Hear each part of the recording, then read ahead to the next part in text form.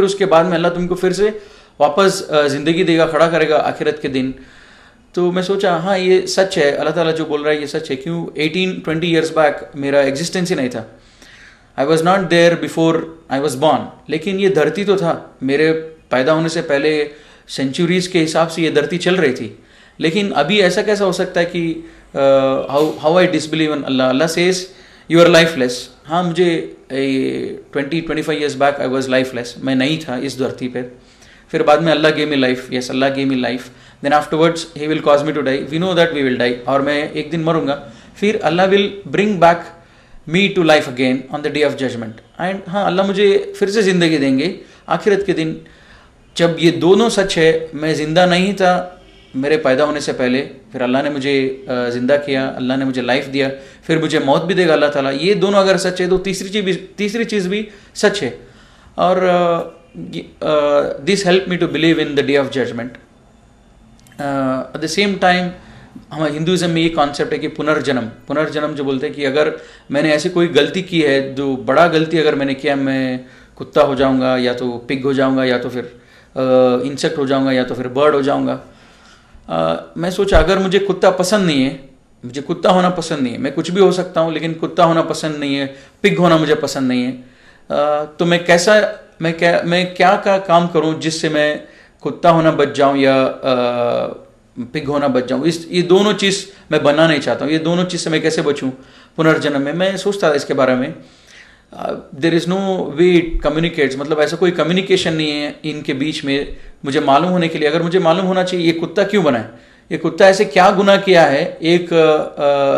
इसका previous life जो था वो एक मनुष्य जन्म था, लेकिन अभी इस जन्म में जो है ये कुत्ता है, इसने क्या गुनाह किया है, ये कुत्ता बना है। मुझे मालूम होना चाहिए ताकि मैं वो गुनाह नहीं करूँगा, मैं वो मिस्टेक्स नहीं करूँगा। लेकिन अल्लाह ताला कुरान में बोलता है कि there is life after which is either hell और हेवन, नथिंग इन बिटवीन। और अल्लाह ताला सूरह बकरा में बोलता है कि they are the people who are successful and one of the, और एक जो चीज़ है इन ईमान वालों को बिलीव करने के लिए यकीन आखिरत पर होना चाहिए। ये यकीन, मैं सोचता था आखिरत क्या है, आखिरत ऐसी क्या चीज़ है, आखिरत पर मैं कैसे यकीन करूं। क्योंकि जो पूरे जो आयत से ये मुझे मदद किया कि मेरे घर में बोलते थे हम मूर्ति पूजा इसीलिए कर रहे हैं क्योंकि हमारे पूर्वज कर रहे थे, और कुरान बोल रहा है तुम्हारे पूर्वज अगर जिहालत में थे क्या तुम भी रहोगे जब सच्चाई वाज़े होगी। और मेरे दिल में ये बात आती थी मैं इस्लाम फॉलो करूँगा लेकिन नमाज़ पढ़ूँगा और मेरे हिसाब से पढ़ूँगा, मुसलमानों के जैसा नहीं पढ़ूँगा। तब ये दूसरी भी आयत है कि विच हेल्प मी टू, जो मुझे मदद किया इस्लाम को फॉलो करने के लिए। आज मैंने इस्लाम को परफेक्ट किया, मुकम्मल किया, और इसके सिवा दूसरे कोई मज़हब को मैं एक्सेप्ट नहीं करूँगा। और ये सब आयत मुझे मदद किया। लेकिन मैं सोचा आखिरत के लिए क्या आयत है, और अल्लाह ताला पूरे कुरान में बोलता है कि मेरे बंदों को जो लोग सोचते हैं उनके लिए मैं हर दिन हज़ारों आयत दिखाता हूँ। दिन होता है, रात होता है, बारिश होती है, ये सब देखने के लिए आयत है, लेकिन लोग सोचते नहीं हैं। तो आखिरत के लिए ऐसा क्या आयत है, मैं सोच रहा था। जब ऐसी टाइम पर मेरे को एक चैप्टर याद आया मेरे साइंस में जब पढ़ रहा था अर्थ के बारे में, और मेरी बहन भी 10th स्टैंडर्ड में थी। जब किताबें देखा तो मुझे मालूम पड़ा अर्थ का क्रस्ट कैसा बना है, अर्थ कैसा बना हुआ है, so many kilometres down there is water, उसके बाद जो है वो ये है, उसके बाद जो पत्थर है, फिर बाद में आग है, वो आग इसी से वॉल्केनो आती है। तो मुझे सोचा यही एक आयत है अल्लाह ताला जो मुझे कम्युनिकेट कर रहा है। ये आयत है यकीन करने के लिए जहन्नम पर, और जन्नत पर कैसे यकीन करो कि जन्नत रहेगा या नहीं रहेगा।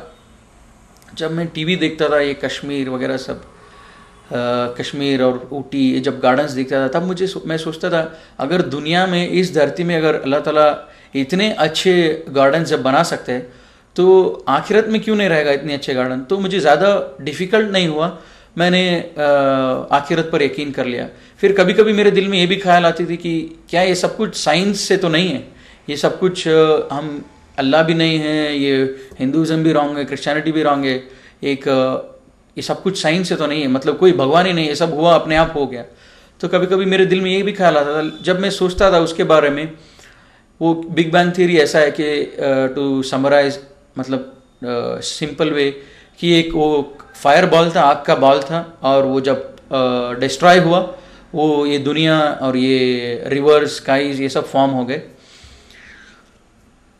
तो ये बिग बैंग थियरी इन ए नटशेल ये जब बोलती है। जब मैं सोचा एक रबर बॉल अगर टूटता है, डिस्ट्रॉय होता है, तो रबर के पीसेस नजर आएंगे, कुछ ज़्यादा नजर नहीं आएगा रबर बॉल से ज़्यादा।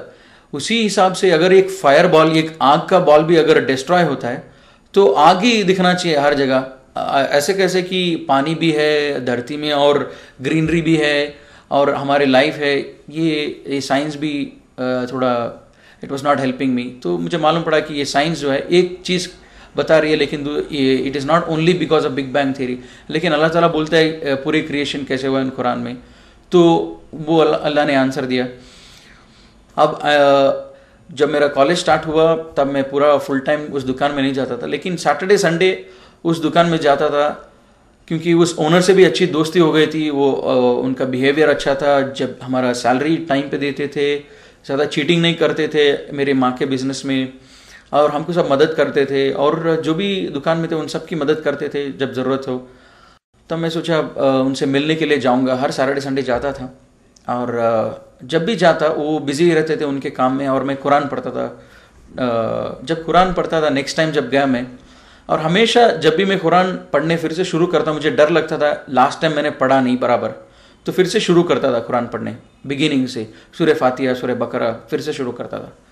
जब फिर से शुरू किया कुरान में, एक आयत ऐसा आया सूरह बकरा में, this is the book of which this is the book from your lord on which there is no doubt, and this is a guidance for those who are conscious and who have the faith in Allah and faith in unseen and who have faith in the hereafter. And तो ये आयत एक 6 आयत थी, उससे मुझे डर लग रहा था और मैंने नमाज पढ़ना शुरू किया। वो 6 आयत था, one is we should believe in the we should have the consciousness and we should believe in the unseen, which is Allah subhanahu wa ta'ala जो दिखते नहीं हैं, और एंजल्स और आखिरत उस पर। और दूसरी चीज़ वो है कि एस्टैब्लिश प्रेयर, और चौथी चीज़ believe in what is revealed on prophet Muhammad सल्लल्लाहु अलैहि वसल्लम and what was revealed before him. जो प्रॉफिट सल्लल्लाहु अलैहि वसल्लम के ऊपर नाजिल हुआ और उनसे पहले जो नाजिल हुआ उसके ऊपर ईमान लेके आना, ये थी। और जो हमने दिया है आपको उससे खर्च करो, मतलब ज़कात दो वगैरह, सदका करो। एंड फाइनल चीज़ था कि आखिरत पर यकीन रखने वाले ये लोग हैं जो रियली सक्सेसफुल हैं, और ये लोग ट्रू गाइडेंस पर हैं, ये लोग जो है सही हिदायत पर हैं। इसीलिए जब ये आयत पढ़ा तब मुझे लगा कि ये आयत के हिसाब से मैं सक्सेसफुल नहीं हूँ, क्योंकि मैंने शिर्क छोड़ दिया। लेकिन ये आयत बोलता है कि who are conscious and who are believe in unseen and were steadfast in the prayer, were establishing the prayers। अब बाकी चीज़ ज़कात ये सब तो मेरे लिए इम्पॉर्टेंट नहीं था, मतलब मैं उसका एलिजिबल नहीं था। तो मुझे अब ज़रूरी है कि मैं प्रेयर को इस्टेब्लिश करूं, मतलब मेरे नमाज जो है इसको शुरू करूं। और मैं 2 दिन हो गया मैं घर चला गया और मैं सोचता रहा मुझे अभी प्रेयर पढ़ना है, कैसे पढ़ना है वगैरह सब। अब मैं इन लोगों से मिला जो ऑलरेडी मुसलमान हुए थे, उनसे पूछा कि तुम लोग कैसे नमाज़ पढ़ते हो। वो लोगों ने एक डायरी दिखाया, ब्लैक डायरी, हम कन्नड़ा में लिखे, इससे सीखे, हम इससे नमाज़ पढ़ना शुरू किया। तब मैं भी नमाज़ पढ़ना शुरू किया जब वो लोग जैसे कर रहे थे। लेकिन नमाज़ पढ़ने से पहले मैंने ये सूरा जब कोशिश किया पढ़ने के लिए, बहुत मुश्किल हो रहा था मुझे। अल्हम्दुलिल्लाह बोलने के लिए भी मुझे बहुत तकलीफ होता था, क्योंकि ये अरबिक ज़बान इतना आसान नहीं था मुझे बोलने के लिए। तो काफ़ी टाइम लगा ये सूरा सीखने के लिए। जब सूरा सीखता था बीच में मुझे कभी कभी ये ख्याल भी आता था कि मैं मुसलमानों के जैसा नमाज क्यों पढ़ूँ। मैं नमाज़ पढ़ूँगा मेरे हिसाब से पढ़ूंगा, मेरे हिसाब से मैं नमाज़ पढ़ूंगा, मेरे हिसाब से मैं अल्लाह से मांगूंगा, अल्लाह से इबादत करूंगा, इनकी जैसा क्यों करूँ। और ये अरबिक मुश्किल भी है, तो मैं सोचा मैं इंग्लिश में पढ़ूंगा, नहीं तो कन्नड़ा में पढ़ूंगा, पूरे ट्रांसलेशन है, तो अरबिक में क्यों पढ़ना चाहिए। तब मैं ये सोचा, थोड़े दिन मैं सोचा अच्छा ठीक है ऐसे ही करते हैं। तो मैं जब फिर से जब गया नेक्स्ट सैटरडे संडे उधर कुरान पढ़ने के लिए, तब सूरह इमरान में मुझे एक आयत आती है, today we have perfected this religion and we have chosen Islam for you. Apart from this religion, no other religion is accepted, and anybody else follows other than this, they are thrown to hellfire। मुझे डर लगने लगा कि पहले दिन मैंने decide किया मैं शिर्क नहीं करूँगा, और जब नेक्स्ट टाइम जब कुरान पढ़ा ये बोल रहा है कि एस्टैब्लिश प्रेयर। अब मैं एस्टैब्लिश प्रेयर करने सोचा था। जब एस्टैब्लिश प्रेयर करने के लिए जब पूरे सूरास जब पढ़ रहा था, इतना मुश्किल हो रहा था, मैंने सोचा मेरे हिसाब से मैं नमाज़ पढ़ूंगा। अब कुरान बोलता है मुझे Islam is the only religion which is accepted. तो मुझे धीरे धीरे डर लगने लगा, और ये यकीन आता रहा कि ये किताब जो है एक आदमी लिख नहीं सकता है, जो मेरे दिल के अंदर जो स्ट्रगल हो रहा है, मेरे दिल